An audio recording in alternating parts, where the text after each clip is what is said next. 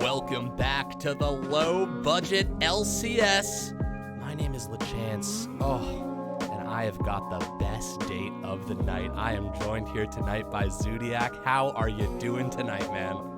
I am doing quite well. I have an amazing date myself on this lovely Valentine's Day night. You know, day is almost over, but as they say, the night is young. The night is young. I love it.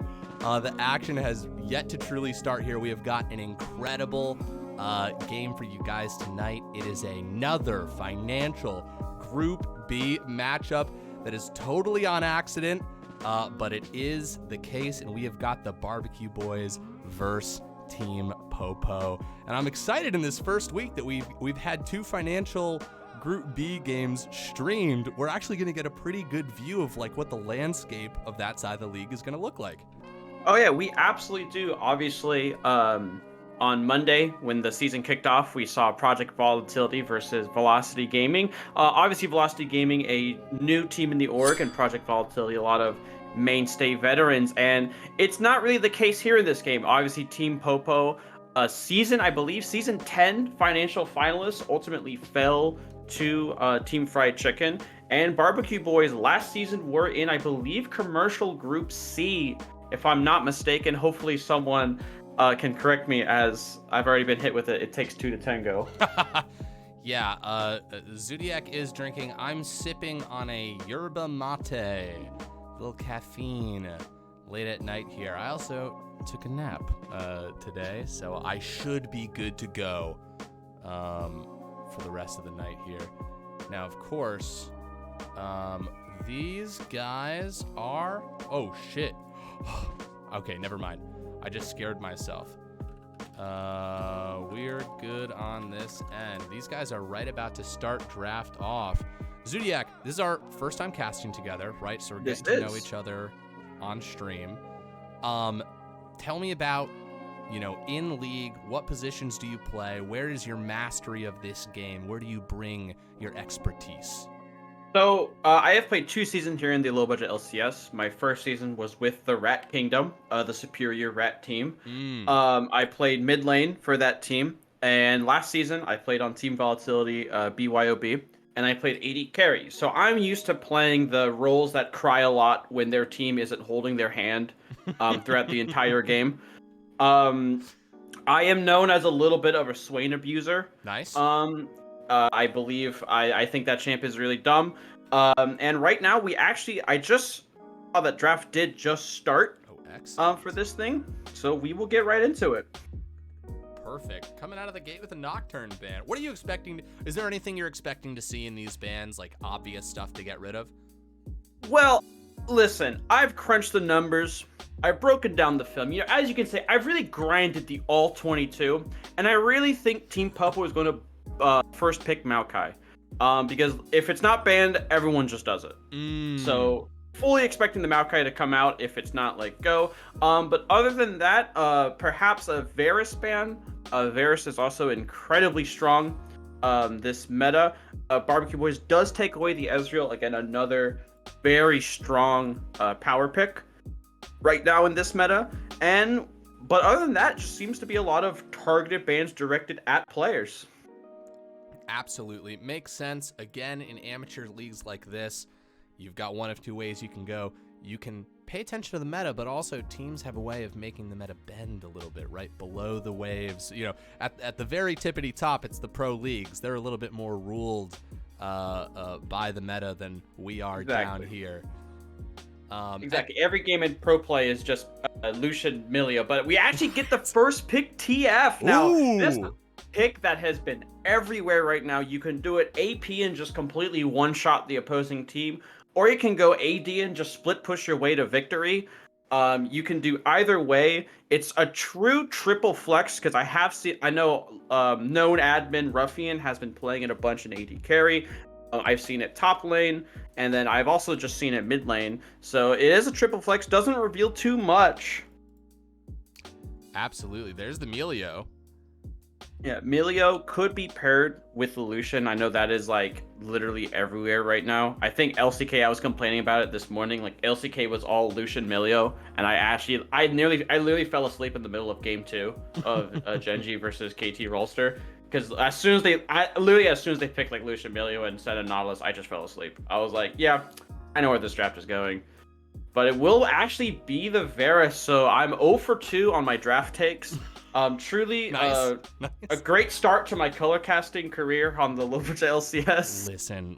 Let me put you at ease here. This is not about getting it right, because we're gonna be wrong a lot. And no matter how many times you're wrong, I will have been wrong definitely many more times than that. Zillion being hovered?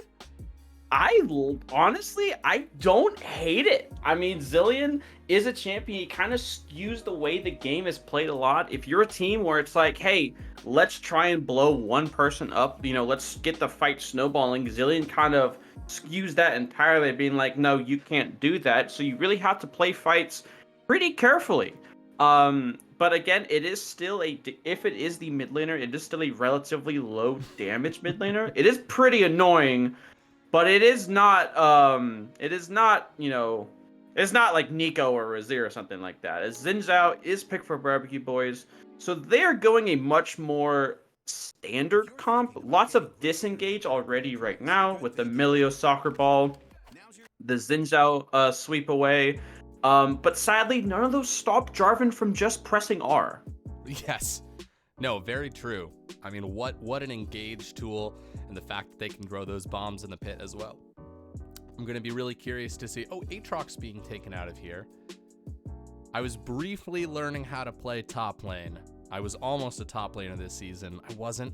I dodged that bullet. I'm going to be in the mid lane. Aatrox was something I messed around with for a little while and just got the shit kicked out of me. Hey, Aatrox can be played mid lane. I just don't have the I don't have the know-how. I don't have the gumption. So when playing top laners in mid lane, it's a very easy rule. You just kind of like understand that you will do more damage than them until they hit like 2 items. So you just permaforce on them. Interesting. All right. Speaking of permaforce, the Teemo band away, truly saving us all from absolute suffering. With the Malignants, Leandries, Rylai's, I've set up shrooms and create red side Fort Knox. I do love the aspect of playing Teemo, that whole base defense game that you just play. It's just a lovely mini game to play. It is, and little tidbit. I don't know if the chat was able to see it. They are inviting us to play Balloons Tower Defense 6 co-op before the draft started. Wow. So Team Popo removing the opportunity for them to literally play Balloons Tower Defense in game. Brutal. As the stylus is taken away. Now this is a counter to both TF and Zillion, depending on who goes mid lane. Obviously, a great ult to take from Zillion, and you may not be able to have much value out of TF ulti, but hey, you take it once you hit 6, and if TF ults, hey, just follow him. Yeah, absolutely. Now, what rounds out these combinations here, these comps? Obviously, Barbecue Boys is going to have the last say. Ornn, I don't hate that. Will be the one. So this does index that it is Twisted Fate mid lane, and they are going to pick 80 carry on blue 5 pick here. So you could maybe see something a little bit safer since it is Zillion. I wouldn't expect a hyper aggressive support with something like Zillion because, okay, never mind. It is just Twisted Fate Zillion bot lane. Wait, what the? Is this a thing that goes on?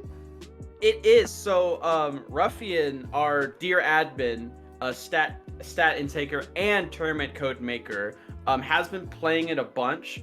It's basically something to where you can always get back to your lane, even if you're not roaming, because you basically have a free teleport. So, on 80 carries, a lot of 80 carries who don't need like heal, like Ezreal, for example, a lot of mages just take TP, because you can take a bad trade, get your wave frozen, like in a spate where it can get frozen, and then just insta TP back. So you're there and just collecting minions while the other AD has to walk to lane. That actually makes a lot of sense. Barbecue boys. How do we spell barbecue? No, like the actual way you spelled, or like just BBQ. I just got to go BBQ. I was attempting. I'm getting this prediction set up so that the good people at home can Exactly. put some schmeckles on this game. As a true Texan, you know, the state with the best barbecue objectively, right?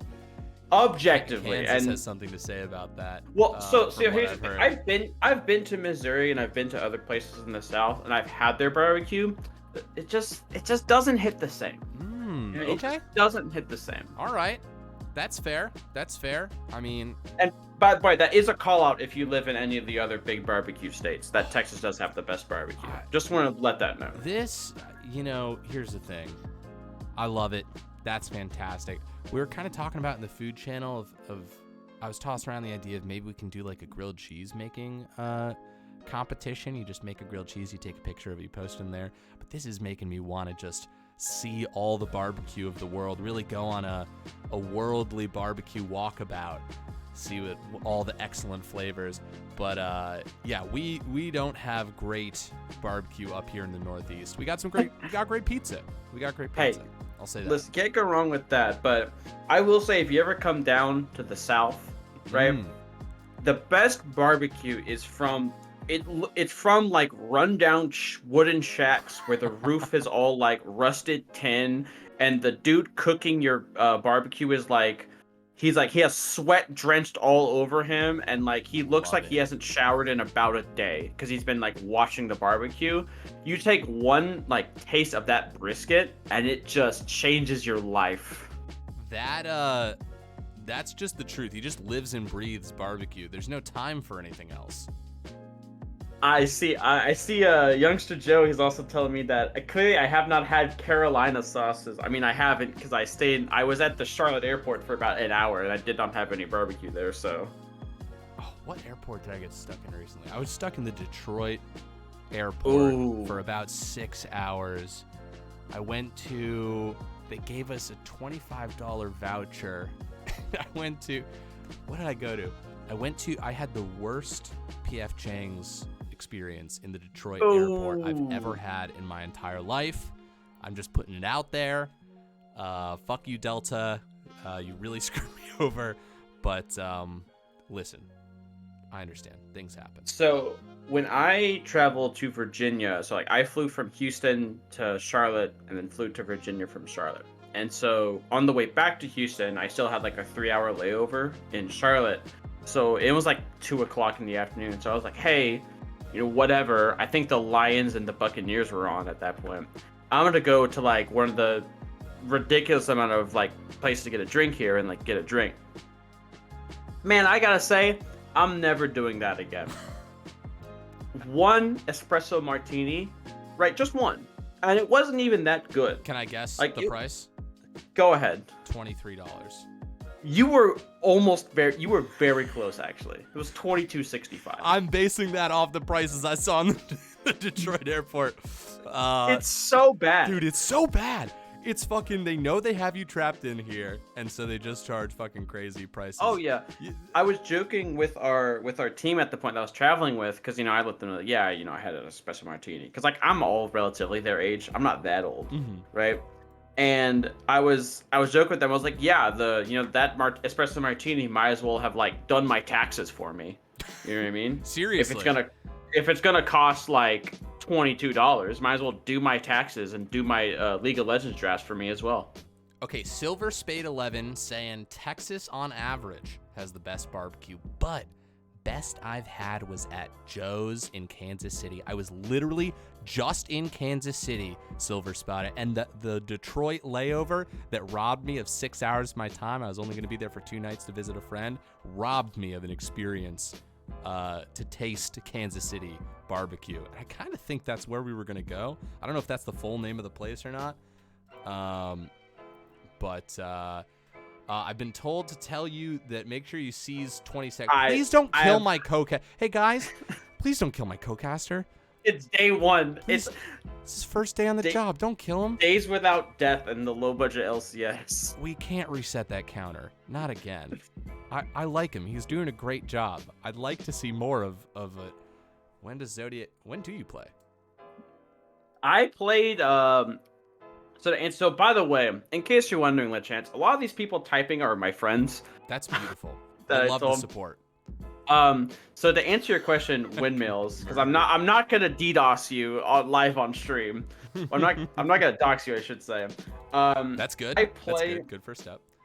I played yesterday, and we won 2-0 against Anima Gaming. Oh, they put up a really good fight. They're a really good team, and I'm very excited to see what they do in the future. Windmills bringing great energy to the chat. Not a threat, just a general fact. He does know where, not only where my home is. Hold on, I can't. I will make. I'm not even kidding. I have to make another drink. Please don't. Please, guys, while he's gone, please don't kill my. Please don't kill my GoCaster.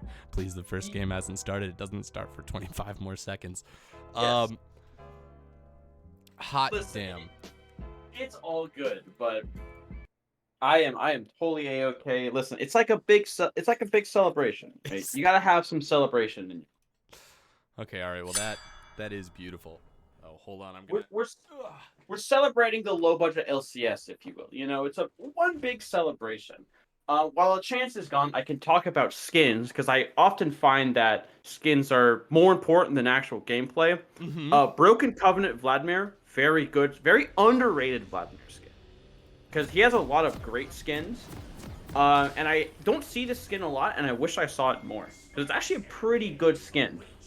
The Vladimir one. Let me see. Where are we at? Let's double click on Vladimir. Ooh.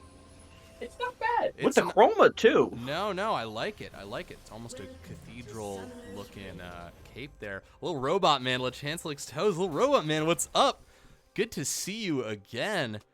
All right, here we are, folks. Game 1, Team Popo versus the Barbeque boys. Kansas, Texas, California. Lots of different kinds of barbecue being discussed in chat, but only the Barbeque boys will have the last say on that.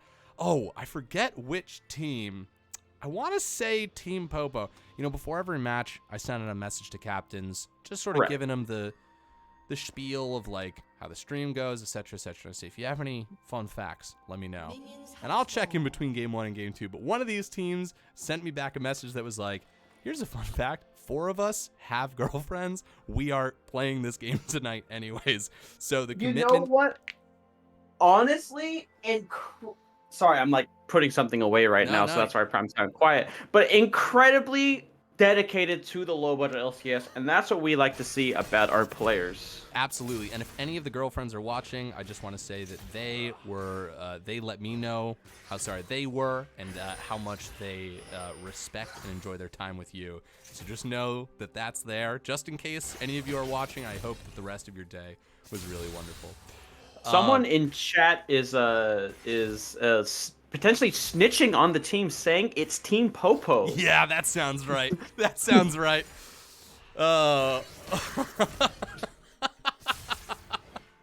Oh, shit.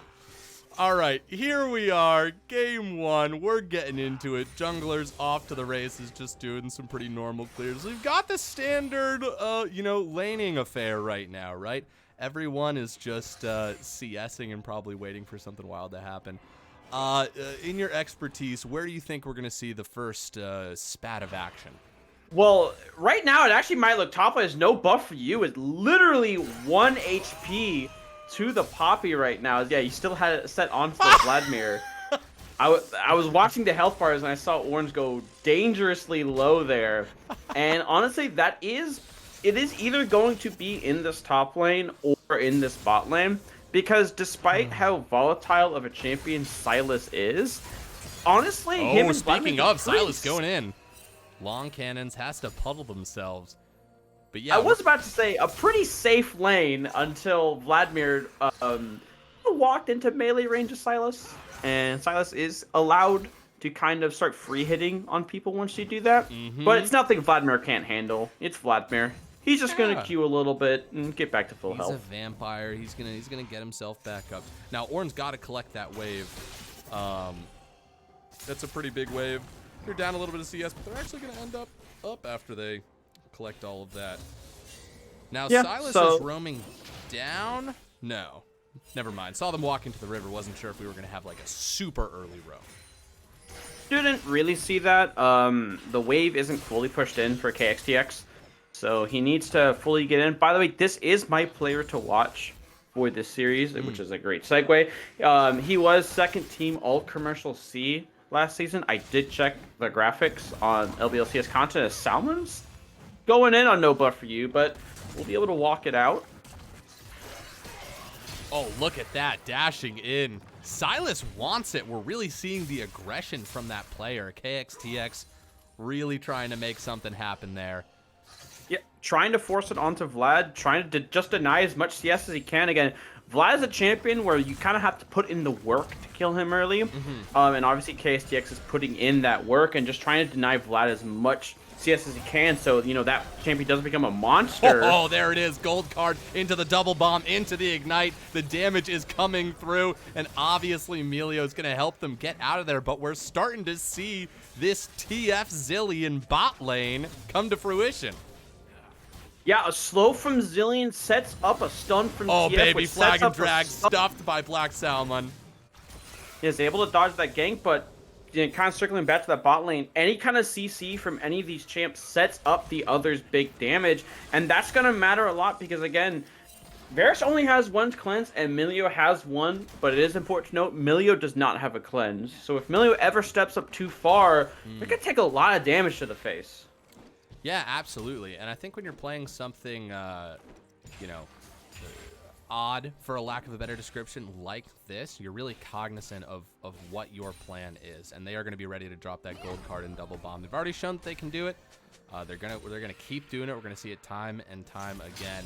The Void Grubs, hashtag grubadubdub, getting those first 3 stacks going over to the blue side. As we say on Team Volatility, not big fans of the grubberment. So obviously Team Popo not big fans of the grubberment, and taking them early, which does kind of matter. Again, TF and Zillion should be able to establish some level of push in this bot lane, and that's the big thing about grubs is if you can push and if you can start to knock down these early plates, grubs become super effective. But if you're something like no buff for you, who's kind of okay with being under his turret for a long time, grubs aren't that super effective for you. Right. A big push, I think, to get Raptors from Xin Zhao and Silas. Nice little invade there. They've got a deep ward as well. And this dragon is up. Look at that, Xin Zhao, just bobbling back and forth. He wants to make something happen, but every lane is really respecting the pressure from the other team right now. Yeah, and it's also pretty hard to gank this bot lane because again, if you kind of show up, it's just a gold card from TF and then the Zillion speed up away. That kind of makes it happen as soon as I say that. Wow. The flag and drag in, the flash away, but you got to burn those resources, right? And he got one. Right, you have to burn them away because, again, if you die to this bot lane early, it's really hard to come back. Again, TF is such an annoying champion, but this will secure the dragon from Popo, so that is first 3 grubs and dragon going the way of Team Popo. 100%, yeah, just getting a bomb onto Xin Zhao there to chase him off. I do see Melio and Varus popping around, but I don't see how they're going to contest this right now. And yeah, they're just happy to let it go. And we're 7.5 minutes in, and these teams are, they're playing chess with each other, right? Just very calmly trading objectives as much as they can, and not wanting to risk too much. We've only got a 400 gold lead here. Not too big at all at the moment. Although the Ornhorn being called, no buff for you, being knocked up, and no buff for you going in. Ornn, with the shield, Poppy picks it up at the last second. Oh, he flashed! Oh, can they get out of there? Black Salmon. Oh, you only need 1 health at the end of the day, folks. Oh, that's so sad for no buff for you. He played that really well. The flash in, Izzy boy. He wants to get revenge here. Getting up, getting the knock up. One more auto could do it. Oh, my God. Both top laners living by the absolute skin of their teeth there. Really clutch play from Poppy to pick up her little buckler to get that shield to kind of survive, you know, the damage. As okay, your stream is buffering a little bit, so I'm kind of gonna switch to the LBLCS here. Absolutely, man. That's why I'm happy I had two streams. Also, I could just pull up the League of Legends stream. You got options. Again, you got options all the way. I do. I have options, and so, but again, no first blood still, and honestly, not a bad retrieval from yesterday's Team Italy, TV Italy versus I forget who they played. No offense to the team they played. Team Ionia, yeah, the absolute bloodbath. One real country, of a game. one mythical. Yeah, no, absolutely. This is a lot more patient, and honestly, barely missed getting spotted on that scrying orb right there. Let's just check in with CS. You can't help but notice that in the bot lane, the TF does have the CS lead, and this is working out for them still. They're just gonna scale in. Who do you think does scale the hardest between these two teams?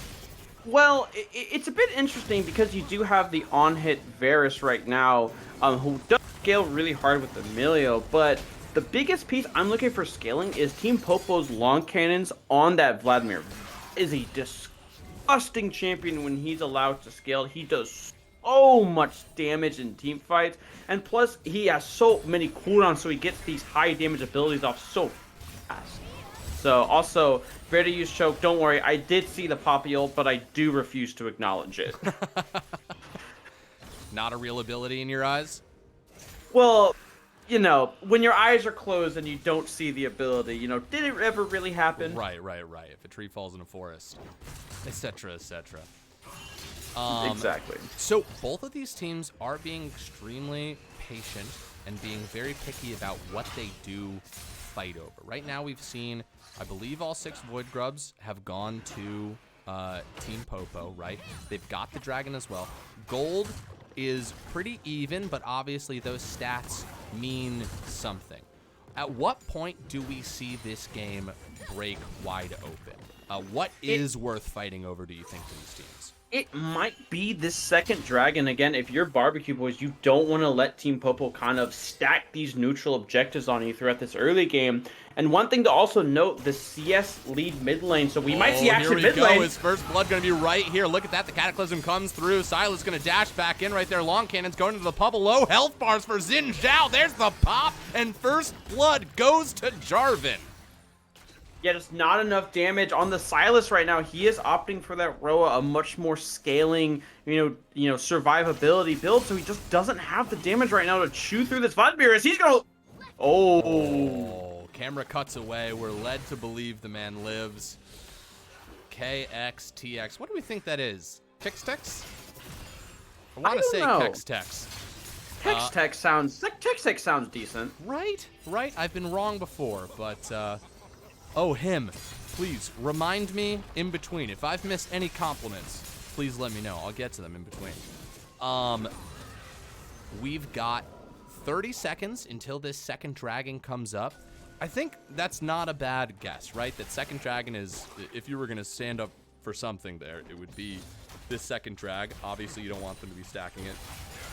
First blood has happened. Our towers are honestly reasonably healthy across the board as well. This has just been largely just impressive scaling and rotations this entire game so far. It's been great patience from Team Popo, and I think that's the biggest thing, is that a lot of teams are so aggressive. Speaking of which, aggressiveness. Absolutely. The headbutt comes in, but that's Vladimir for you, baby. Just turns into a puddle of pudding, and he gets on out of there. Yeah, the Ghost is required to be used from long cannons, but he won't miss that too much. Second drag is going to be started here from the side of Barbecue Boys, although I'm not sure if they want this fight. They did call top lane down, but They have to be really careful. They see him. Oh, yes, they do. And absolutely, there's the engage as Jarvan dives in deep. There's the Cataclysm onto Shinx as well. They're living their health bar quite low, but they go down. Zillion ult coming through, too, with Ornn. There it is. They go down, and now a flash over the wall. Ornn looking for angles. Femboy Fago over the wall as well. Jarvan with the re-engage, and the red health bars are just dropping left and right. So far, 2-1. I think I see Poppy falling in the future as well. There's the gold card. 3 for 1. And the dragon is still up for grabs. Team Popo comes out on top. Yeah, right there you see the power of the Zillion and the Twisted Fate, able to layer so much CC on top of Varus, and even though there were so many cleanse, Jarvan was still able to get on top of him with the Cataclysm, and then when Jarvan looks like he's dead, looks like Varus is about to kill him, Zillion comes in, gets the Chrono Break, I believe it's the Chrono Break, that's the ability name for him, and, keeps them alive and secures them a dragon, and Team Popo in firm control of this game, and Kex. My brain didn't really process what was happening right there. I was like, oh, look, Vladimir's walking under tower. He's charging up that ability. I wonder what that's going to do. Oh, the health bar's gone. My bad. Ooh, Saruman gets the gold card out. There's the stun. All right, he's just going to be able to walk his way out. No ult for Varus. Notably. Otherwise, that's probably a dead TF.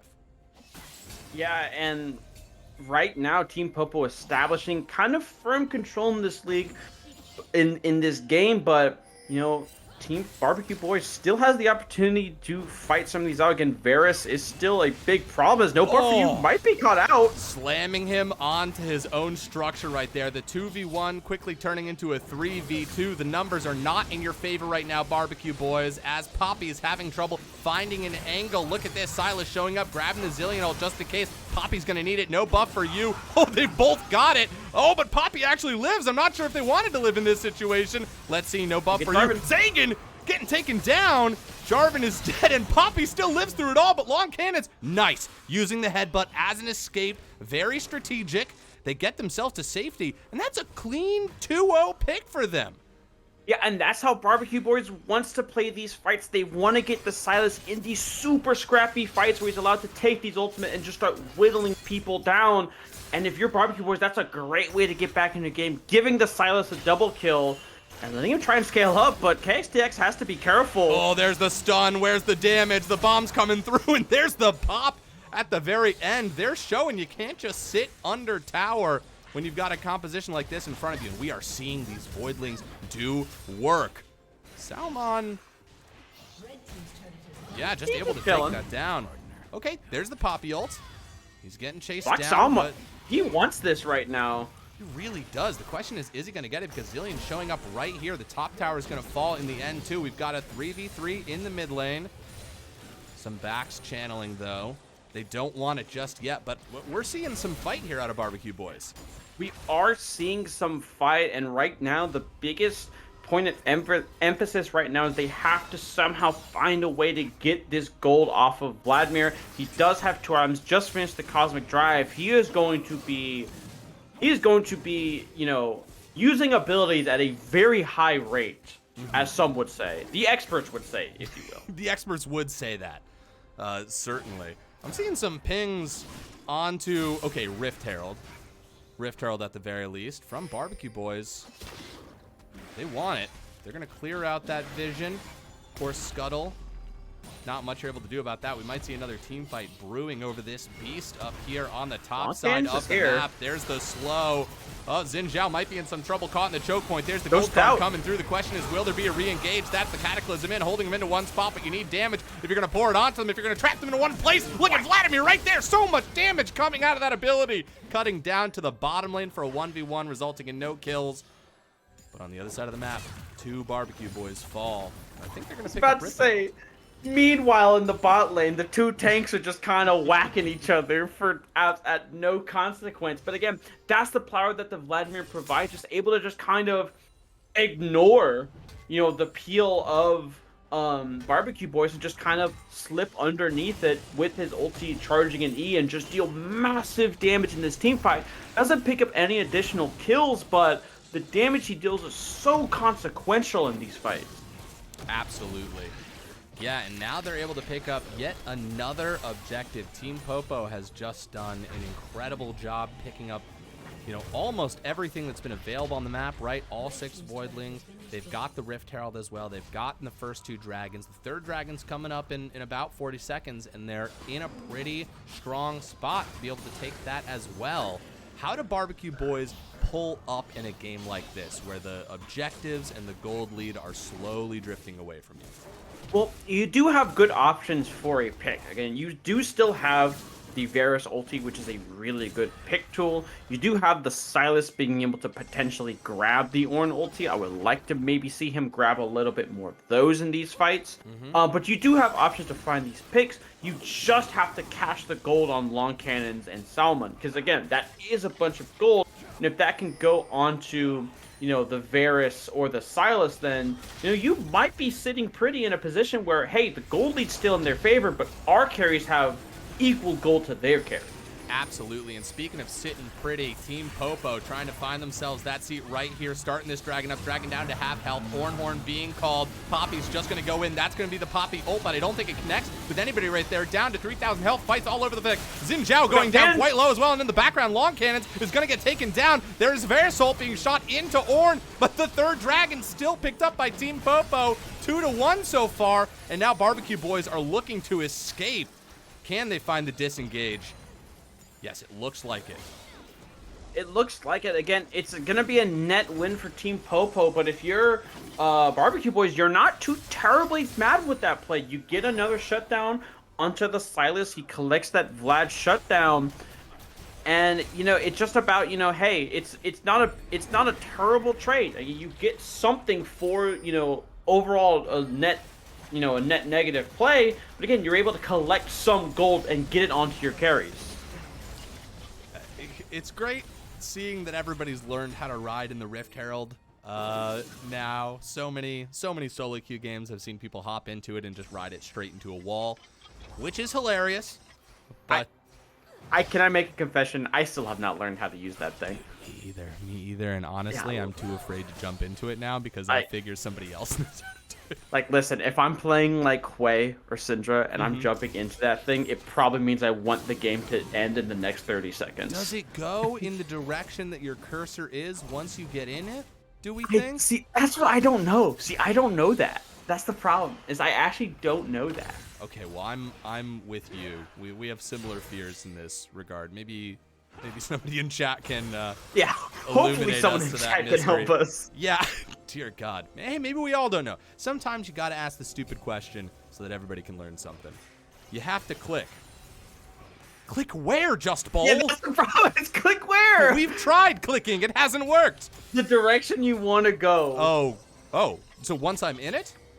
Yeah. So like once I jump in it, it's not Just Bowl. It's Just Bowl low. It's pronounced. Yeah, it is officially pronounced Just Bow. Shit! But Will this team fight dedicated to you right here. We're finding themselves in a choke point. Poppy going through. Xin Zhao falls in the end. Horn getting called, knocking up Poppy. The Cataclysm actually saving Poppy for a little bit longer. And it looks like Baron is up for grabs. Vladimir not even a part of that fight. It's a lot of damage for Team Popo, who's going to reintroduce themselves as they go to the mid lane to draw some pressure. And Baron is started. 2 pinks in the pit, making sure they can cut off vision. Baron down to half health. Long Cannon's being engaged on right here. Cannon. Goes to the puddle. They've got to land something on top of them right here. Just a little poke across the bow, but that's going to be Team Popo grabbing that Baron. All 5 are going to get out, and now the attack begins in earnest. Yeah, now the siege will begin, and this is where the game gets really hard if you're Barbecue Boys. Not doomed, but still really hard, because right now, you know, Team Popo's lane assignments for this Baron can be anything. You could 1-3-1 with Jarvan, Vlad, Zillion mid, and just stick TF and Ornn and side lanes, and you know, TF is so mobile with this Ghost and with this ulti. It's really hard to kind of stick on top of him. And so again, if you're Barbecue Boys, it's all about finding that one pick. You gotta cast some of these shutdowns, and you got maybe overload the silent just to try and kill this TF and just to get some gold back in your pocket. Totally. No, absolutely. Yeah, when you're in a situation like this, you gotta make a play. This is my belief, is that if you're behind, you gotta make a play somewhere, even if it's risky, but they are trying to look and find that angle. I like what you said about potentially overloading an angle. We've got a disconnect, so we might get a pause. Hey, welcome to the pause dimension. Okay, never mind. Oh, we are instantly back. Wow, that was quick. Good for them. This is the pause after the pause. The post-pause pause. The post-pause pause. I'm sure we're all aware of this spectator bug that's been in the game for probably a year and a half now. Yeah, because I remember like dealing with this stuff when I was spectating games. I was like, did my thing break?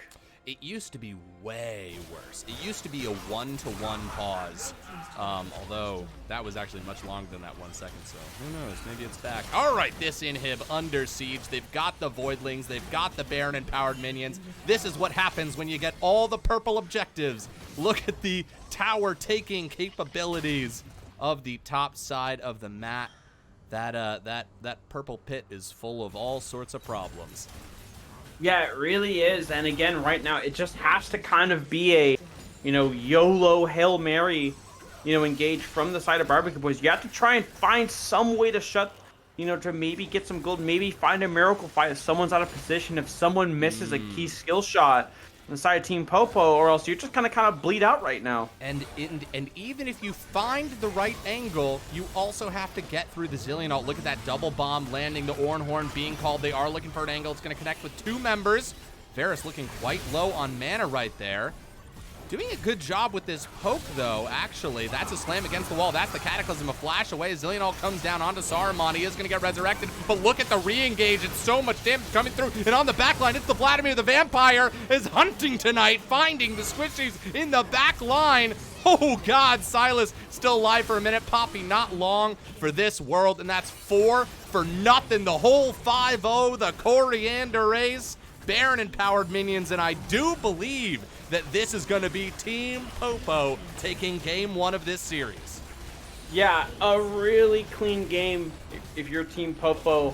Didn't really let up too much. Had some kind of early struggles, had some early deaths, but again, we're able to find all those neutral objectives.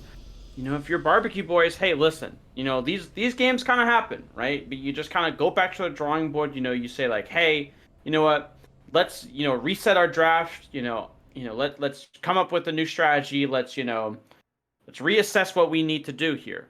It's not it's not worse for again. If you look at the damage numbers here, again, Silas putting in work, but Varus even putting in work, but just wasn't consequential damage, as we like to call it. Yeah, absolutely. Yeah, and you're not wrong about that, right? The damage being on the map is important, but it's about what it connects with. And I gotta say, Zillion is just one of those champions that makes you second guess every team fight. Because even if you find the perfect angle, you gotta get through the ult, and you're killing folks, right? Like, they picked TF, actually, really well, right? They're down a bunch of gold. Right. They're down dragons. They are able to pick TF. And if Zillion's not in that game and that's a different support there, maybe that fight is a little bit different, right? Will you have numbers? They hadn't expended too many serious ults at that point. Who knows? But, that's where drafting comes in. And I do think that the TF Zillion bot lane, it got our attention early in the draft. Or sorry, immediately as it was drafted, we were like, oh shit, that's going to be interesting. And it was. Yeah, and that's the thing about champs like, the Zillion, like the TF, which, funny enough, Team Popo had on both sides, where they kind of, and like Nocturne, for example, they kind of completely warped the way you want to play the game. Right, so like, Zillion, for example, is like, hey, this person's out of position, let's, we need to, kill this guy, right, because, he's a target of value, and then you blow all your major cooldowns on a target that is just gets revived with all of his HP back. And so it's these kind of champions that, kind of warp the way the game is played and makes it less standard, and makes it more about, hey, like, this Zillion champ is kind of, not letting us play the way we want to play. Yeah, absolutely. I really like this comment from Loki. They did a really great job recognizing how much they were capable of doing around the map, and they did just that. They utilized their available resources so well to really accelerate their gameplay. They did. I think there's a lot to learn from that Team Popo gameplay. And I gotta say, for Barbecue Boys, the first, like 10, 12 minutes of this game, yes, the gold lead was slowly starting to drop, but they were keeping it very even for a long time. And I hope that, obviously, this is week one. One of the fun facets, especially casting week one games, right, is that we don't know where these teams are at. We're coming into a fresh season. We don't know what the off season is like. We don't know how people are vibing or who they're playing against, right? Are you playing against someone who's really hot right now? All that shit. The great thing about it, though, is that these are great games to learn from. And I think Barbecue clearly has very strong fundamentals, and they're going to go back and look at these games and be like, okay, we know what happened. We know how we can improve. Let's take some lessons here and implement them over the next coming weeks. But I'm excited to see what they can implement right now going into game 2. Right, I was going to say, or they become Maharaga from Jujutsu Kaisen and just instantly adapt to Team Popo.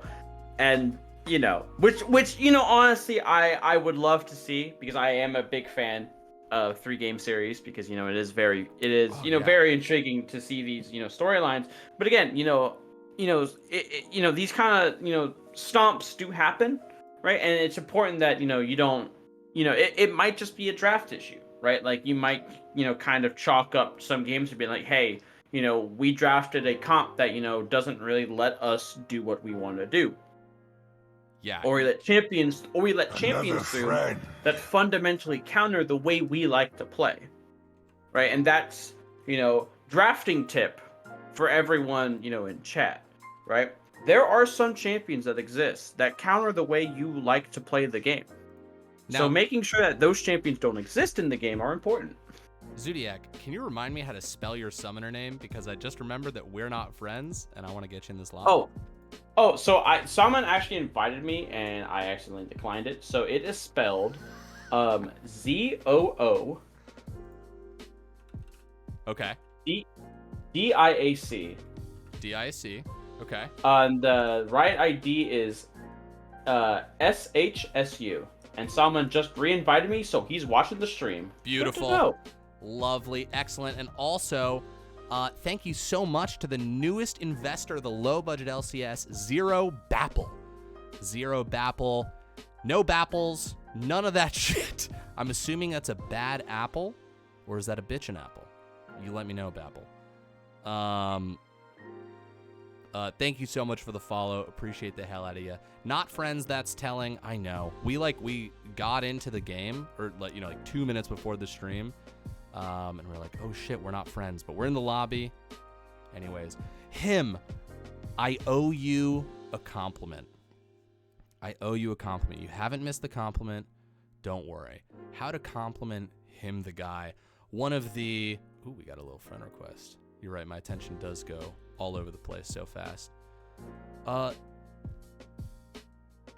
mean, it's been so much fun, even just this week already, spending time with you in chat. I've been seeing you lighting up the Discord, having lots of fun interactions with everybody around there.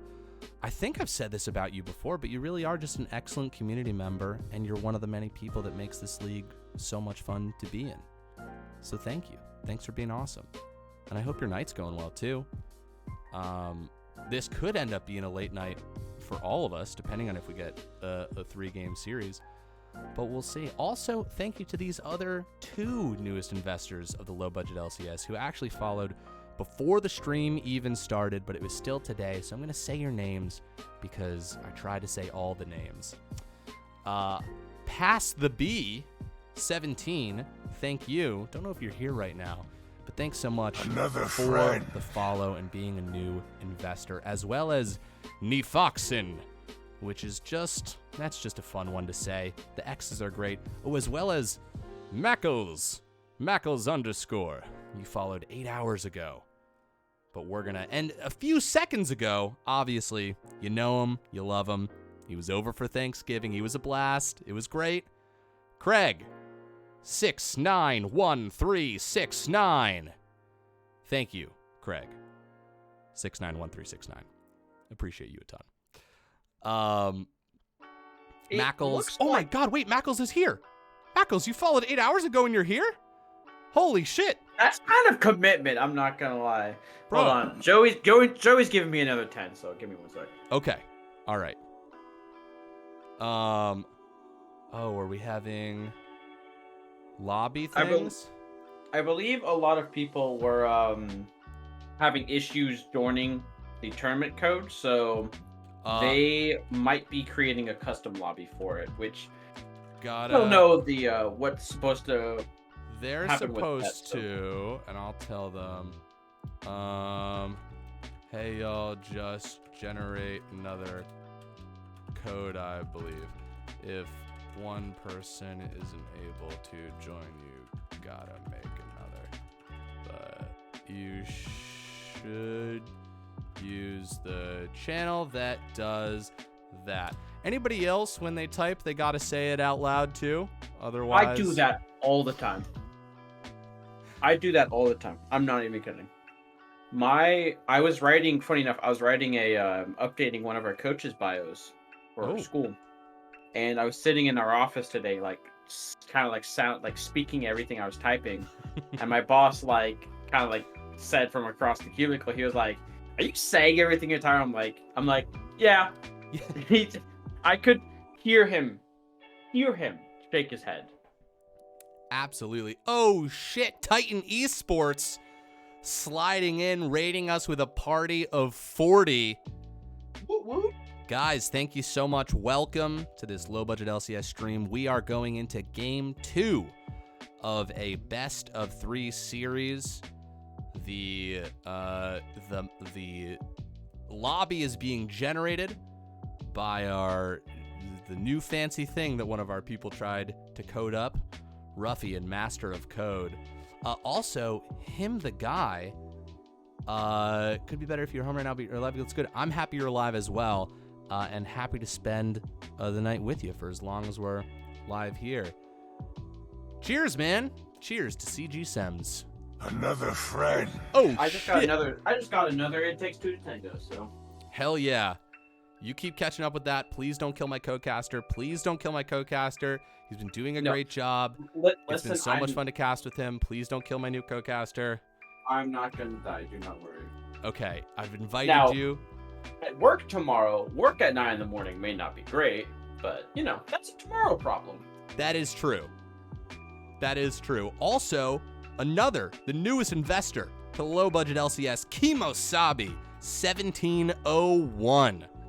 Kimosabi, happy to have you as a bright-eyed and bushy-tailed investor here at the low budget LCS. We look forward to seeing you in the board meetings. I'm sure you will bring a calm and steady voice into the otherwise uproarious board meetings that we have. God, YouTube forcing you not to use ad blockers anymore. Real bummer. Real bummer. Oh, for the music? Oh, yeah. I know. So, you know what's funny? So, you know how there's a big debate with everyone where it's Spotify versus Apple Music? So, I'm a big, I use Apple Music on my phone because I think it's much more user-friendly for our phones. But I use Spotify for my computer because Spotify on PC is infinitely better than Apple Music. It is awful. Agreed. I used it once and I never use it again on my computer. It's awful. Okay, we're just seeing. I just messaged Ruffian. Yeah, this is not my department when it comes to lobby Definitely creation. not mine either. I just do graphics and I sometimes cast now. You and I are both out of our depths. But if Ruffian doesn't respond in a second, I think we're just gonna rip it.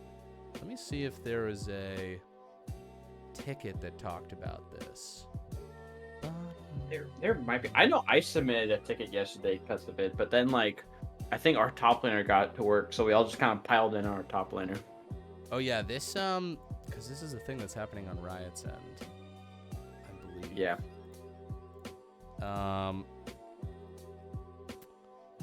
But worst case, we'll just hop into a custom and we'll make it happen. Yep. There are many ways to solve this problem. Now, I have a question for you, LeChan, because you asked me a lot of questions before, but I never got to ask you questions. Hit me right? up.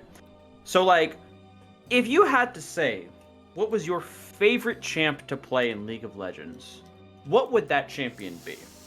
Ooh, favorite champion to play in League of Legends right now? It's got to be. Here's the thing. I love buffets. I love being able to walk around, look at all the different meals, have a little taste of everything. And because of that, I've really been enjoying Hui recently because he lets you do a little bit of everything, all those tasty little abilities working in tandem together. That's been a blast to play. I don't know if you can hear me, but I'm giving you a round of applause right now. Thank you. I love Hui. He is honestly one of my favorite champions. He is I'm so glad I got to play him yesterday in our game. He is so much fun. I think he has. So the way I described him to a friend is I said, Hui is like a fighting game character in League of Legends. Right? Like, most characters, it's like, okay, my combo is I press Q and I press W. Right? And that's my combo. Hui, it's like, alright, I've got to press EW and then QW and then WW, and then by that time my E is back up, so then I EE, and then you get where I'm going with this. Yes. Fighting games, not something that I've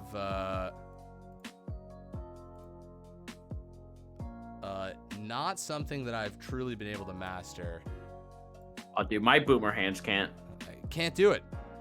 I see one combo on Street Fighter and my brain explodes. 100%. Okay, it does look like we are gonna proceed here. I'm gonna get this draft up, and then I'm gonna move all the logos around in the background of the movie magic. Yep, that's right. Here we are going into draft. The TF insta ban, I do like it from BBQ Boys, just taking away one of those warping champions. The Karma ban on blue side, very curious. Karma's normally not a blue side ban. It's normally something you ban on red side because it is so first pickable. I think like Gen G picked it a lot yesterday in their series. The Kled also being banned. You know, Kled, the predominant run at you. If I go 0-10 or 10-0, it doesn't matter. I'm doing the same thing kind of champion. We love our Kled players. And the Ari band away from Team Popo. Pretty much same bands as Barbecue Boys. We'll look to first pick. Again, do have the Maokai up. Do have the Varus up still. Do have their priority pick on a lot of really strong champions. Just not sure how to play them. Again, you could pick the Milio here, but would expect something pretty safe.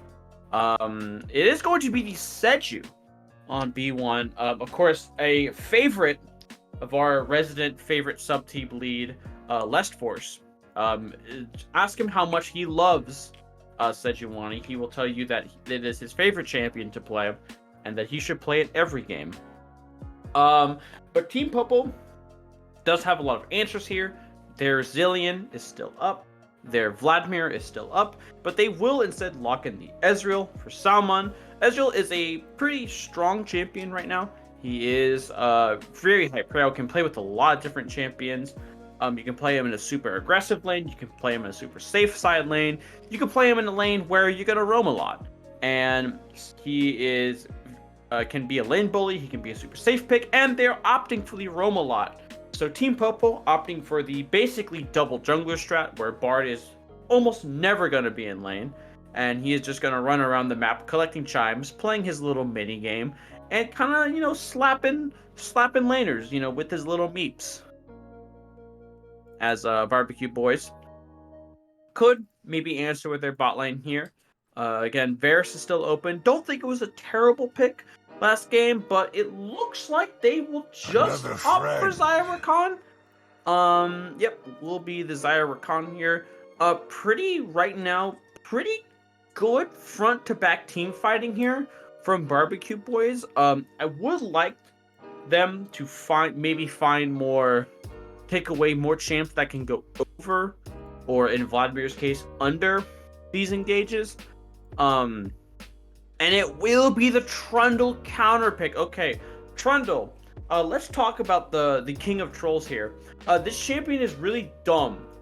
Because even if he goes jungle, he actually just builds like Titanic Hydra and one attack speed item, and then makes your basically cosplays your turrets as caster minions, as he beats the hell out of them with no remorse. So, and with the Sejuani picked, Trundle now becomes Sejuani, but he can beat the hell out of you.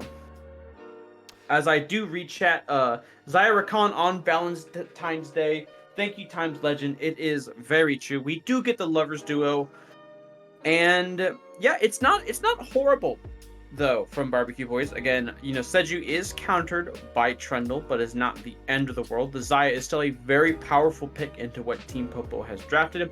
Again, you can kind of dodge the Bard ulti, you can dodge the Pillar knockup, as the Gwen and Vladimir going to be banned away. Again, two champions that can kind of just say no, nuh-uh to the engage of Barbecue Boys.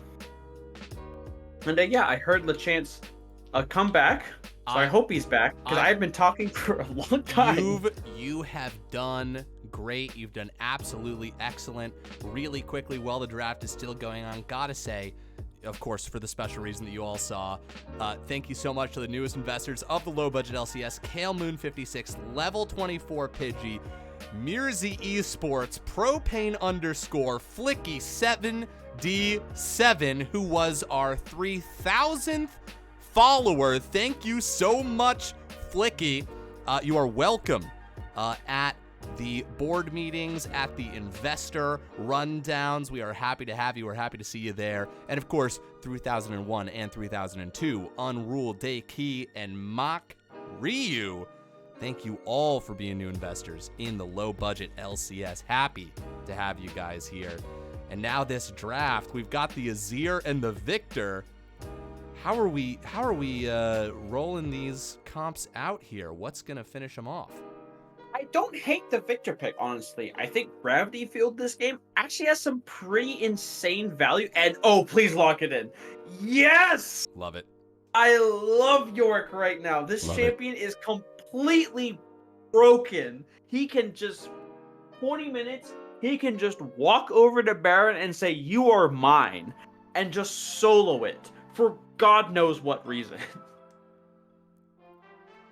Now, what's the response? Urgot! Okay, so we have completely thrown out the window the idea of sensible 5v5 team fightings, because we have a Yorick versus Urgot topside. So basically, how I imagine this game being played out is the collection of Seju, Rakan, Xayah, Victor always going to fight Ezreal, Bard, Trundle, Azir on any side of the map. And Yorick and Urgot are going to be fighting each other, you know, in Timbuktu, right? You know, off on their own island. Because if one of them dies, right? If one of them beats the other, then that person's going to get a turret somewhere on the map. Yeah, absolutely. And listen, you've got the information in front of you. We have started the bet. The Schmeckle bet. Go and bet those Schmeckles if you'd like on which of these teams you think is going to come out on top here. You've had the analysis from Zodiac, the top tier rundown on the strengths and weaknesses of these teams, these compositions. Now it's time for you to put your money where your mouth is. See if you can earn yourself a fortune. Personally, oh wow, we got... Oh shit, immediately almost 13,000 being dropped on Team Popo, 1,300 on the side of Barbecue Boys. You know what that means?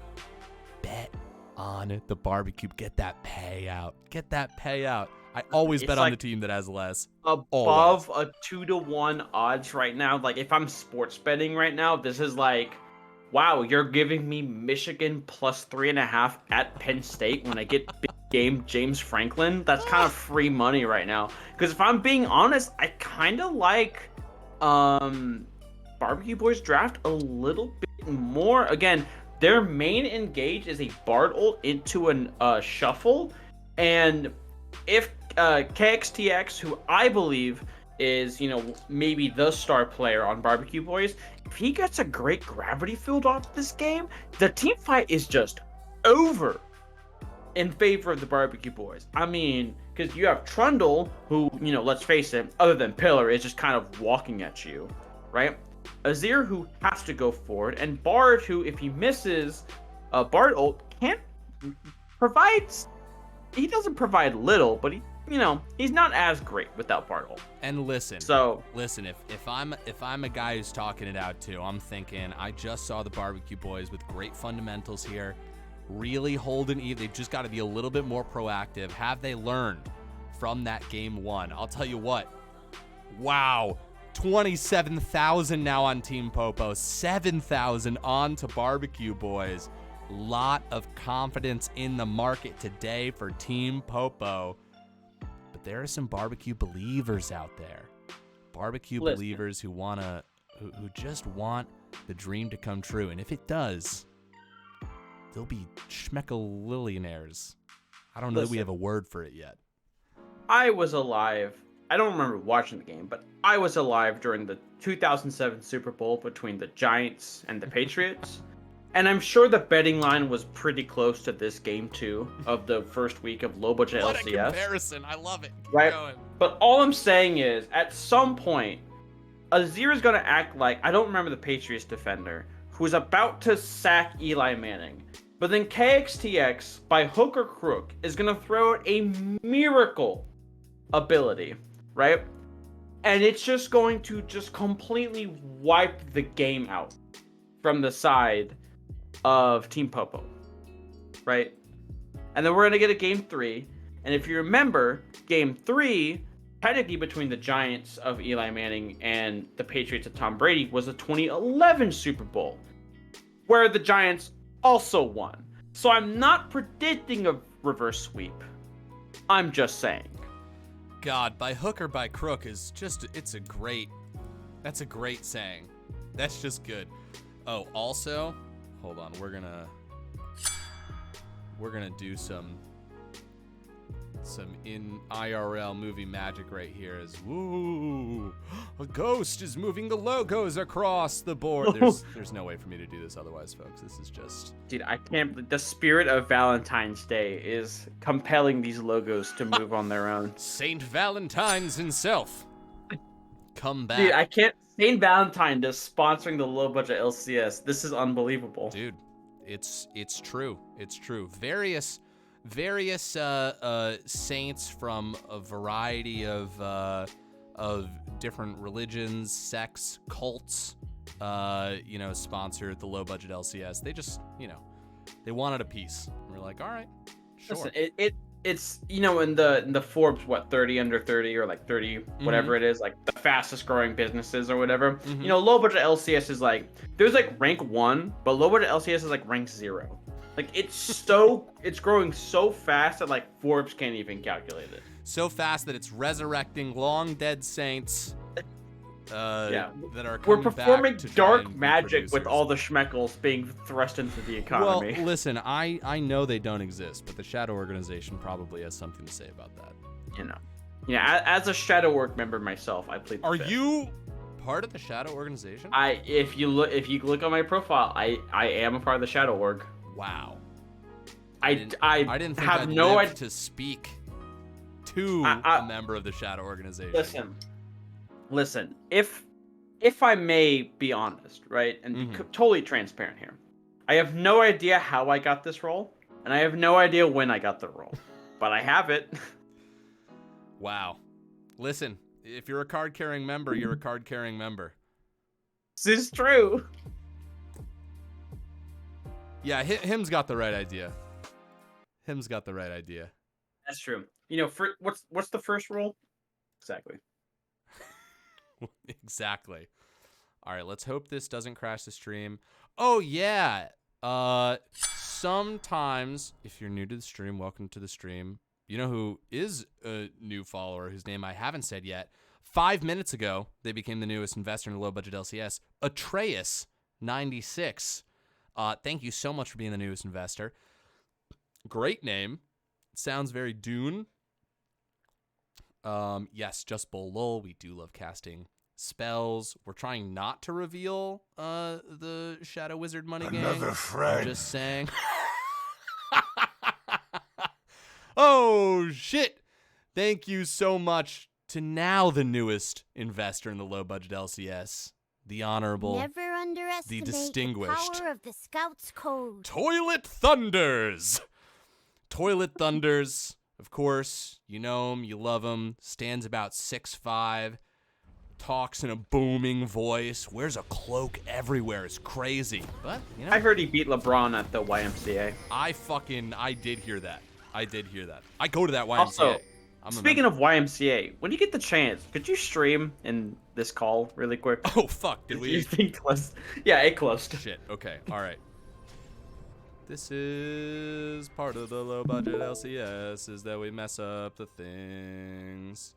For a reason, Forbes maybe, maybe saying that we have a lot of money, but it's really all one big embezzling thing. Holy shit, wait, there's a level 1 invade right there. It's not gonna look good, but there we go. That's the hit onto Zion. Mystic Shinx has the ignite down. Will they flash away? Will they risk it? There's a flash forward. Double flash. First blood. Go into that Trundle. Exactly where you don't want it to be. Well, it's just greedy from Shinx. I feel like Shinx could have just burned the flash and been fine. Bard Ezreal is annoying to play against, but it's not like, it's like a Nautilus lane where, hey, I absolutely need my flash. But, again, great invade. And listen, all I'm going to say is this. If you're in the low budget LCS right now, where'd your try brushes and walk away? I've watched it happen in 2 games, on stream. I played in a game where it happened, and it just happened on this stream where at some point in the game, they just walk into lane and kill you. It's just scary. Into your tri-burst. It's just scary. It is. Plead the 5th up in there. That's my teammate. That's my boy. Plead the 5th. That is why you always invade. And that's our commitment to you, is that we'll always invade. All right, it's just some nice little Urgot action. What was I gonna say? Oh, Loki's telling me not to jinx the stream. But Loki, I do need to tell people who might be new here that sometimes the whole thing just does turn off on its own and we don't know why and there's no way to fix it. But if it does happen, we'll be back. If you gotta go, we understand. But I'm just saying, if it ends abruptly, unless it's right after a game ends, we'll be back. Probably. We'll do our best. Ooh, top lane, there was a look there from Izzy Boy. Maybe to try and get an early kill, but the Seju passive going on to Yorick kind of gave it away, but Will instead just kind of invade Trundle's top side here. Never before seen action, but Trundle is going to respond by just straight up taking Seju's red buff, so unless Seju... Classic yin-yang invade right here. Also, just a sign of great communication. One, I love this proactive play from the Barbecue boys. Nice engage there by the Rakan. I do think that Trundle's going to get some more valuable targets, right? That's the red buff getting taken away, but he's going to come back up here in the top lane. But Urgot just tossing him over his shoulder to the Sejuani passive coming down. That's a low health bar. No buff for you, falling in the end to Yorick in a 2v1 in the mid lane. No mana onto the Victor, but he makes his way back to the tower and back to safety. Doesn't even need to flash. Great awareness there from KXTX, not burning the flash, not panicking, because again, you will need that in this kind of lane. Once the Zero hits level 6, that first shuffle is so important, especially if it is in a gank. Oh, look at this Bard angle. Great outcloak gameplay. Looking for this angle. Chapados doesn't land the stun. Mystic Shinx, though, able to make it back to the tower. Great pull back with the feather. The ignite goes down. Rakan dashes out of there. Back to their lover. Protected once again by Saint Valentine. Oh, the crying Amumu. I feel you, Bard. But that was a great angle. Really good forethought from Team Popo right here. Look at that shuffle. Long cannons finding onto Victor right here. The jungler is in the neighborhood. Great. Got the stun on both. Thinking about turning back. Here we go. Sejuani turns the corner. We've got a front-to-back team fight, but the chunk onto Sejuani. Trundle's chomp. Just so much chunk there. The engage, they're alone. Chapato's coming back down, though. Let's see if he can get the stun. There it is. Oh, a good flash away. Whew, the back and forth, a much spicier earlier game than game one. Yeah, a lot spicier, a lot more proactive, and again, right now, Team Popo being the aggressor, especially in this mid lane to try and get this Azir ahead. And again, that's the one downside of Victor. If, you know, as my friend always told me, Victor, if you could punish Victor before he hits his first augment upgrade, that's when you want to do it. Because once Victor hits his first augment upgrade, he's so hard to contest on waves with that augmented E. But of course, Victor still holding onto that flash is really imperative because, again, despite the 2 ganks, he still hasn't flashed. Yes. No, you're absolutely right. And that's huge because if they were able to burn that, I mean, he's just dead in the water.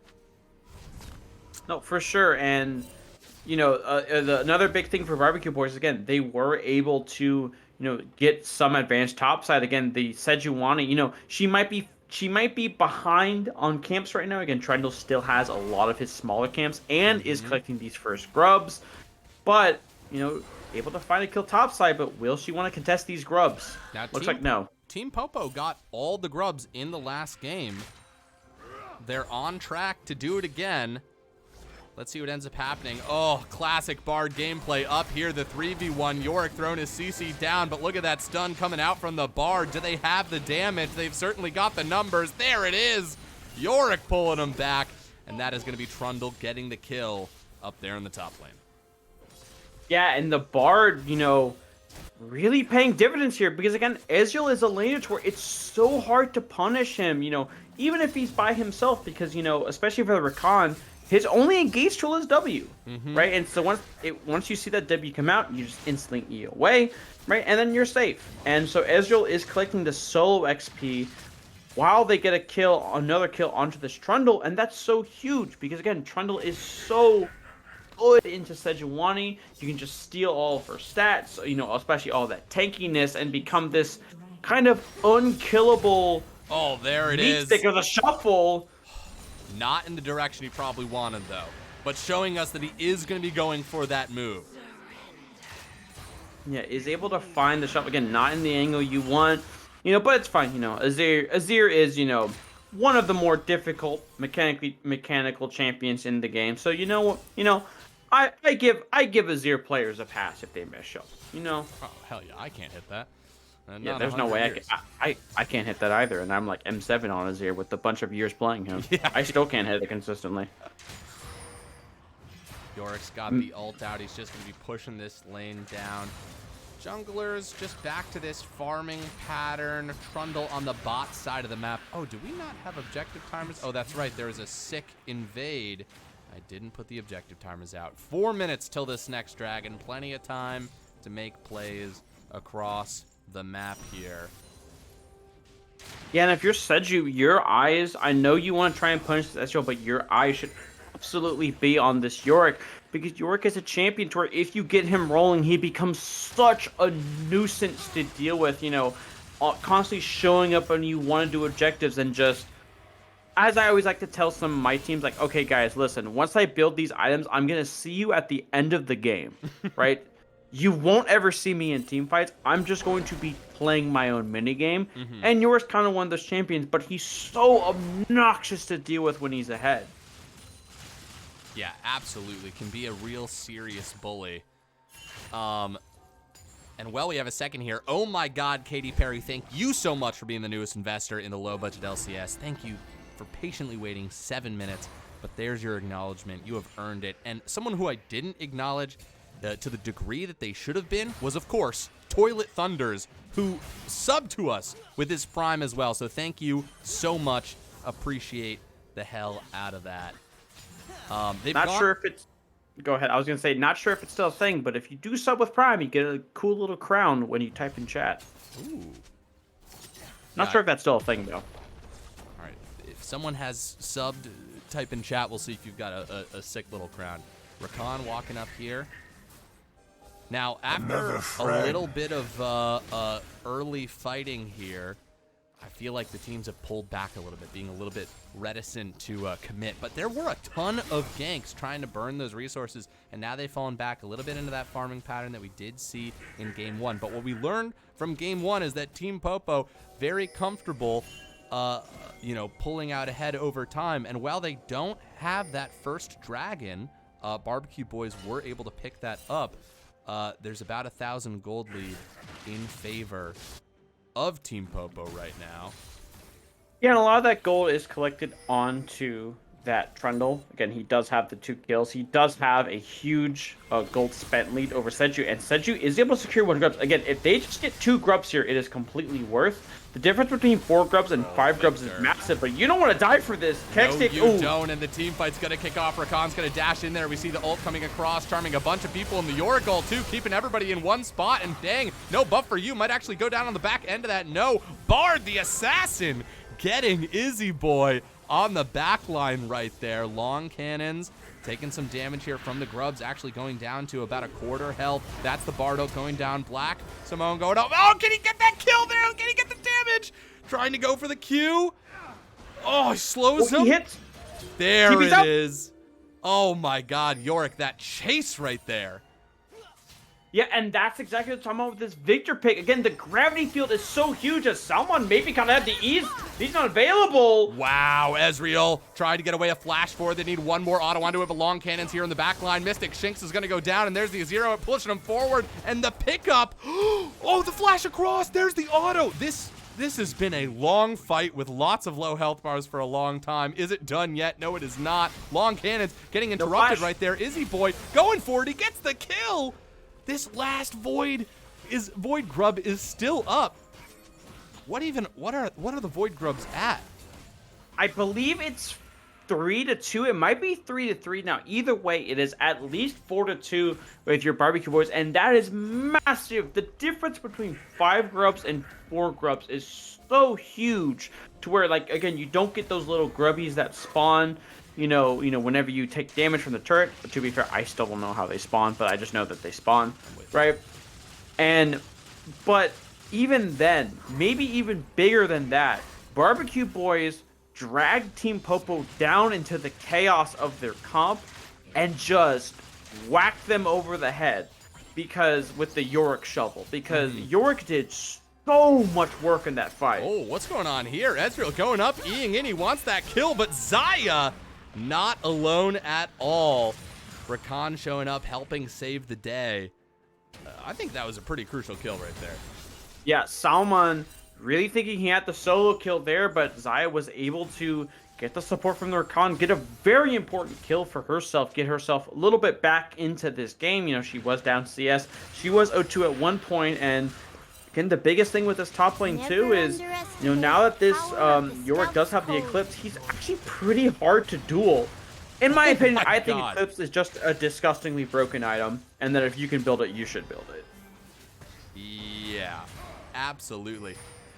Zodiac, I gotta say, this is a different Barbecue Boys from Game 1. These guys are way more proactive. They are making plays. They're not just sitting back and letting the farming you know, play its way out. Here we go, the dive underneath the tower. Oh, classic top lane play, and there's the kill. Oh my God, put that on a highlight reel. Huge Urgot play up in the top lane. No buff for you indeed, and now we cut down to the dragon fight. Starting off right here, we've got even numbers. This is going to be a 4v4. Long cannons starting pretty low. There's the stun. There's a 3-man Bardo, but a little bit of anti-synergy right there. 1600 onto the dragon, but they don't care about that just yet anymore. Will they be able to grab the objective? Where's the smite? Oh my God, Victor actually gets it. That's the secure right there, and the fight is going to continue and then separate. Salman walking up, trying to get these Qs off. This is a mobile Ezreal, but he's going to E in. That's all his mobility. Oh my God, actually, those Qs starting to slap a little bit. Wow. While the map was having a rave here, you know, when the spectator client, Victor W is proving to be so huge in these fights, because even through the Barstone, he's able to throw the gravity field on priority target, they get instantly stunned, and then everyone just kind of goes in on that target. And, you know, again, what looked like not a great play for Barbeque, but then you lose on the top side from the Yorick dive, and, you know, you get a massive 3-man Bard ulti. Ends up being a big team fight win for them. Yeah, that was absolutely massive. I really thought that Victor had secured the dragon, but I'm obviously wrong about that. Yeah. I don't know if you saw. Do you know who secured it? I'm gonna be honest. I do not know. Nice. All right, that's cool. Someone secured it for the other team. Somebody got it. That we're pretty confident of. I believe somebody is. Is that French? Oh, shit! Oh, my God, looked away for a hot second. Here we go, Yorick in a lot of trouble. More Bard play. Running back that same play that we saw a couple minutes ago. Looks like it still works. But listen, last time they brought 3 people just for show. Now you kind of need to bring 3 people. We're starting to get to that point with Yorick where he is going to be a lot of trouble to handle. Yeah, and the Fear Beyond Death, once it lands onto the Yorick, is such an impactful tool because, you know, it's such a great setup tool in these games. It's such a massive the flash, and here we go in another fight here in the bot lane. The E was still held. God, Rakan just so pretty to watch. Dip, duck, and dash diving back and forth between the Xayah. Let's see, that's a half health Ezreal right there. They need some help, and unfortunately, all they're gonna get is a Sejuani coming in to gank them as well. Oh my God, dashing away, actually able to get across. Bard showing up here now, but knowing that they might not have the damage to fight a fully formed Sejuani, although Bard did kill Sejuani in a fight earlier, but Sejuani only had like 1 health at that time. He's gonna go for it, nice. Gonna just drop his ult onto the tower, stun him, all these Bard tricks. This is how you play Trickster supports like Bard. You have a lot of tools, you got a kit, make sure to use it. Well played, yeah. Saves the tower there. Yeah, Barbeque Boys doing kind of what I mentioned, you know, in the pregame about their instant Maharaga adaptation, just adapting to that clean style that Popo likes to play, that you know, Anaconda kind of, you know, stranglehold kind of style of being like, okay, if you want to play a clean game, we'll drag you down to the chaos right now. KXTX, you know, no pun intended, dropping the chaos storm. Oh, there it is. There's the Shurima shuffle. Long cannons. Nailing it. He said, let's have a take 2 on that. Goes back, picks up the kill. Very clean. Long Can says, anything you can do, I might be able to do better. Finds another solo kill onto that Victor and, you know, kind of gets himself right back into this game. You know, he still did have the CS lead, but Victor from a advantageous position is so oppressive to deal with, especially with that, I believe it's the ability name is Death Laser, which is a crazy name, by the way, for an ability. Aptly named for sure. Yeah, and right now, oh, go ahead. No, I was just going to say, we've got 1 tower that's dropped so far, but I think the massive difference is we see how effective having all 6 little grublings is, right? Like, last game, Team Popo was able to rip through towers by this point in the game, and what we're seeing now are things going a lot slower. And now, obviously, Barbeque Boys, when they're finding these wins, when they're winning these fights, they're able to chew through towers at a pretty good pace of themselves. But what I'm excited for is in 40 seconds, when this dragon shows up. Both these teams have shown that they're in the mood for team fights today, so I'm curious how this next one is going to go, because I do believe it's going to be pretty crucial. It is going to be very crucial, and if you're Team Popo, ooh, speaking of Team Popo, Bard is kind of hunting, but will be spotted from the Death Laser. KXTX maybe just forced off this turret. Again, Trendle is in the pillar, and nothing's going to come of it. But again, if you're Team Popo, you are hard looking on this Victor here. Chaos Storm and Gravity Field are really good abilities into what you want to do. And yeah, but right now Team Popo is going to set up their push. Not a lot of Black Selma. Oh, the flash forward. Beautiful flash away by the Yorick, dodging the ult right there. And on the back end, we're seeing Sejuani being forced to flash over the pillar. These are crucial summoner spells being burned by the Barbeque Boys right before this dragon. And that is going to essentially make it a completely... Oh, hold on, though. Teleport coming in. Bard ult. Smacking on the jungler right there. Very well played from Chapados. Excellent play across the board there from Team Popo. Everything from the use of the Rift Herald to the dropping of the Azir turret to just slow them down, and they rushed that dragon. Dragon number 2 going to Team Popo. Yeah, Team Popo, really forcing out, really daring Barbecue was like, okay, if you want to fight this dragon, you have to fight through all of our stuff. And, quite frankly, Barbecue Boy's not being the most respectful in those situations.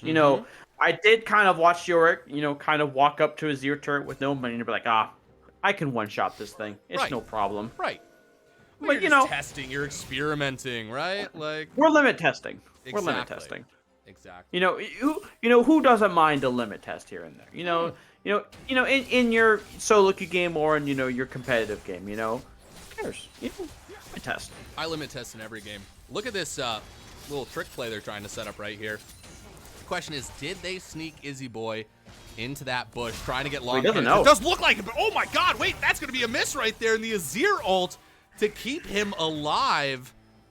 Oh my God! Long cannons walking away. Breathing pretty fast right now, I bet.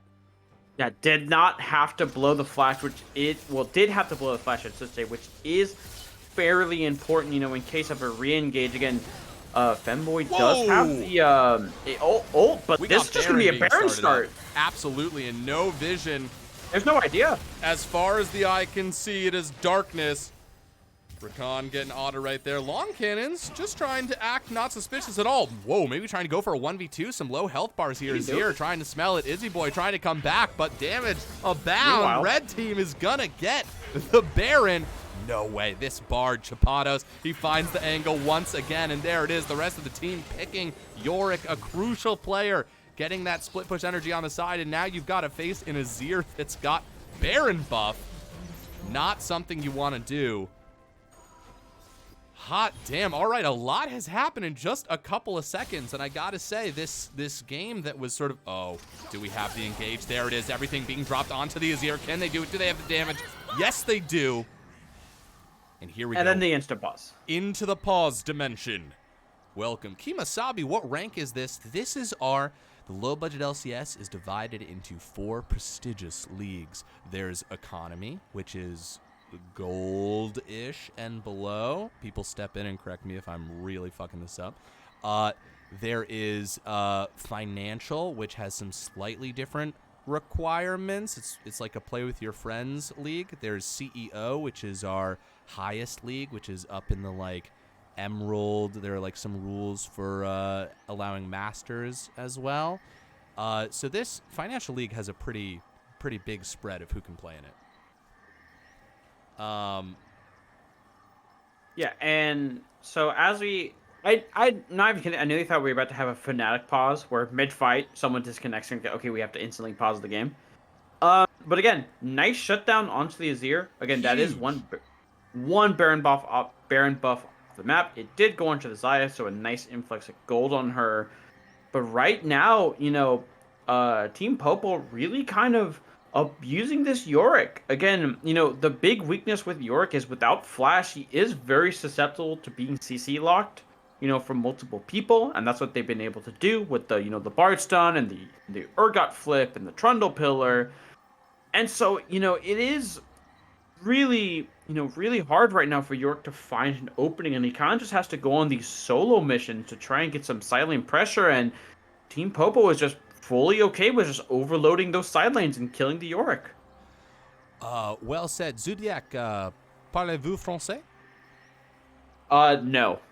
Me either, but I do see no. some people speaking French in the chat, and it's fascinating. I wish that I could even say anything else French. I did not know K-Corp was very interested in the low-budget LCS, but here we are. Excellent. Welcome. We'll get our best linguistic translators on that. Korean Barbecue 808 says, which one's Paul Howard? I don't understand that, but we're going to try and find Paul for you. I know that you're looking at. I will Google Paul Howard really quick so I know what he's talking. Excellent. No, I don't speak French, unfortunately. If that's what's Oh no, ist bist are you going for German him? Is that what you're going for? I speak That's German. That's German, I'm pretty sure. Parler anglais. Mi fa. Listen, we can Duolingo. We can have a whole Duolingo session. German, I say a couple of phrases in German. This is a phrase that I've learned that I've been led to believe means what I think it does, but you can tell me if it's wrong.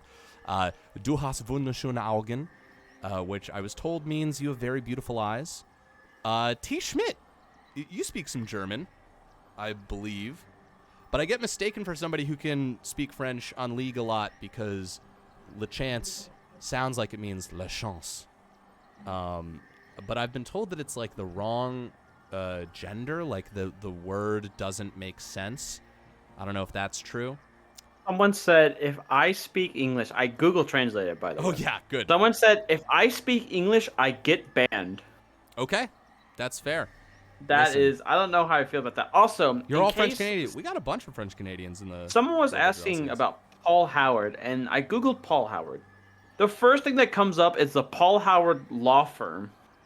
Great. So, listen. If you got a problem, go to Saul Goodman. He's the best attorney I know. That's true. Le chance. La chance is grammatically correct.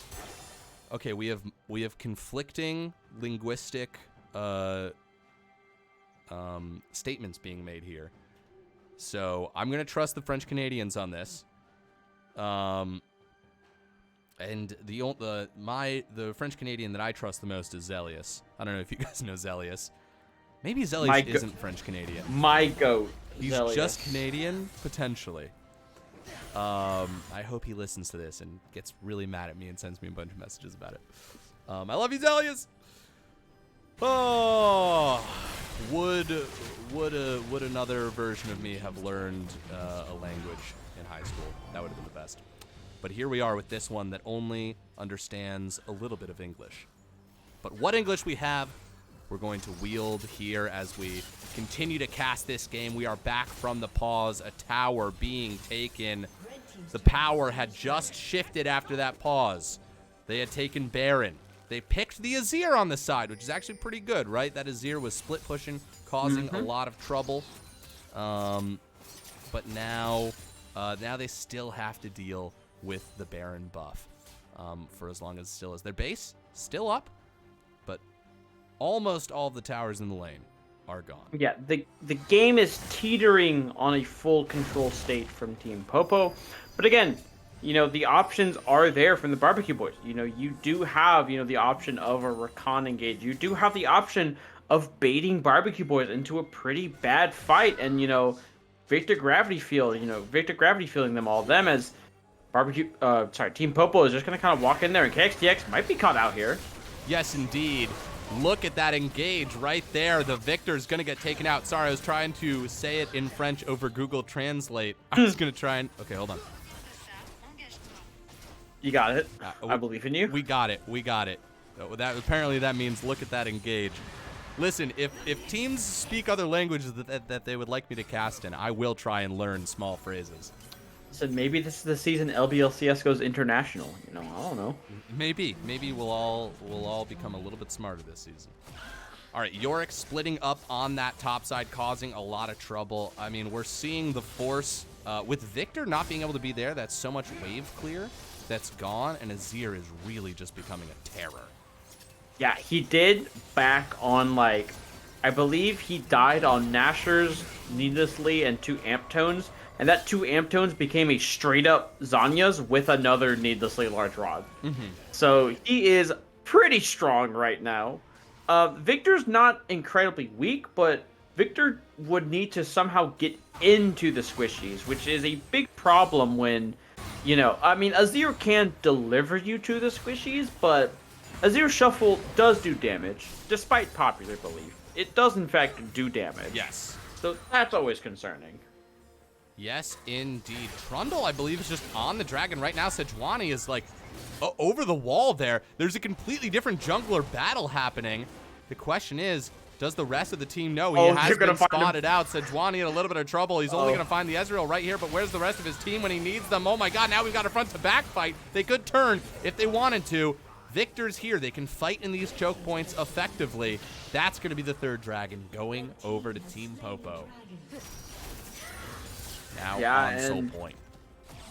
Yeah, the Seju Rambo mission, I gotta respect it. You know, I have to respect his game, but, you know, again, not able to find again. Team Popo doing the right thing, peeling off. The Ezreal ult just misses the people in base, so no additional time spent in that base. And yeah, if you are Barbecue Boys, you are honestly not too terribly sad about sitting in your base and just collecting these minions. Again, the jungle will feel a little bit sad because, you know, all the jungle camps are being taken. But again, you're okay with just sitting here collecting these waves. A bit Baron's in another minute, so you will have a little bit of time to maybe collect some gold, you know, maybe get some spikes and items. But, you know, this next Baron, I kind of feel like is do or die for Barbecue Boys. If you lose this fight, the siege from Popo is going to be really, really hard to deal with. Could not agree more. This is going to be a fight that you want to show up with, and I think if you're Barbecue Boys, you take faith in the fact. Here's the thing: you've got this incredible combo where if Rakan is able to knock everybody up, ult them, Victor's able to throw that gravity well down, and you've got just so much damage, AoE damage that can be dropped there. You can win the fight, even 6k, 7k down. You know, you've got the possibility, you've got the damage to like pop a squishy if you catch the Azir, if you catch the Ezreal as well. They're not so far behind that those things are impossible. The thing is, though, is that you've got one card to play, and you've got to play it perfectly. So the timing is going to be everything, that everybody is there at the right time. And what Team Popo is doing, and this is no surprise because their map movement has been incredible all game, is splitting the team. We've got Victor on the bottom side of the map, one of the strongest people, in fact, the strongest person. Oh, here we go, fight starting to burst off. Nope, that's just going to be a pillar drop. But the strongest person on Barbecue Boys is being forced to side lane against the Yorick when their damage is sorely needed. The Urgot. The Urgot, sorry. Just another, you know, similarly shaped... this is the buff that Urgot needs. He just needs to become Yorick as well. He just needs to become Yorick. So true. So true. Poke's coming through. They're going to get that inhib, and then they back off. You think they should just rush Baron here? I mean, that would be the smart play. That's where the Barb Pole would be leading them. And if you are, you know, Barbecue Boys, you got to try and maybe contest them here. But again, if Seju finds an ulti if Rakan finds it engaged, it's a trap. What's it going to matter? But it's a trap. Rakan maybe going to get caught right here, but they are in a choke point. Let's see if they can find an angle. Bard is going to isolate the Victor in the ult right there. That's massive. The question is, what can Bard now do on the back line? And a lot of really good kiting here from the Xayah. They're still in the choke point, and the damage is coming through. Look at that, the flash over the wall. That's the knockout. Bard not taken out just yet, but there he is. He finally falls. The long cannon slips in with the Shuriman shuffle. Look at this, everybody going golden all over the place, and the teleport coming through. He's still got a full power. Oh, god damn it, this fucking spectator thing. Oh, there's no way. Oh, that's such a bummer. God damn it. All right, well, that's a sick fight that was happening. Izzy boy, do you live here? Does that auto attack kill you? No. Izzy boy lives. God, I hate that spectator bug. Teleport coming on through here. A 3 for 2. Long cannons gets in a flash away. Whoa, Yorick. Oh my god. Azir going through. The base of Barbecue Boys falling all around them. Inhibitors and towers alike here. Going for that third inhib too. This might just be the game here again. It's just Izzy Boy, as Seju. Rakan's up, but a lot of the damage of wave clear is not here. Okay, Xayah is up, so she will be able to clear these waves, but the base is in just complete tatters right now. 100%. All 3 inhibs down. That means double supers in every lane marching forward. And the perfect time for Team Popo to bring this into effect because, of course, the Soul Point Dragon is showing up. Baron still available as well. And you want nothing more than pressure in all 3 lanes. We already have supers in base that Yorick is going to have to handle. Victor on the side. Barbecue Boys are doing the right thing, right? They're pushing up and they're pushing out. But when you're on Soul Point, you can do things like what Team Popo is doing right now, which is they're just going to say, hey, actually, we'll take the Baron. We'll take the Baron instead. You take your second dragon. We will take the Baron. We're okay with that because we have super minions that we want to buff up. And this is the trade that is going to happen. Just ripping through Baron. Oh, they've got to finish off this dragon and back super fast. APs are coming out right now. Yes. Urgot finished his. You got to teleport back to base. Victor is here. You need these lasers to clear everything that you can. Yorick down to half health already. And look at that. Urgot eating up Yorick, getting the ult off the Bard ult onto the Urgot. Very nice just to save him.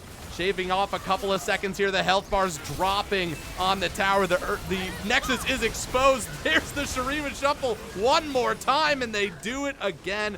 Back to back in a swift 2-0. Team Popo takes the night. Yeah, Team Popo showed their prowess on the map, showed their ability to, play that macro, play around the map, know that, hey, even if we're losing in these certain lanes, we're able to get advantages everywhere else. But shout out Team Barbecue Boys, really showing their mettle in that game too, showing that, like, hey, listen, we may be down 1-0, but we're not going to back off.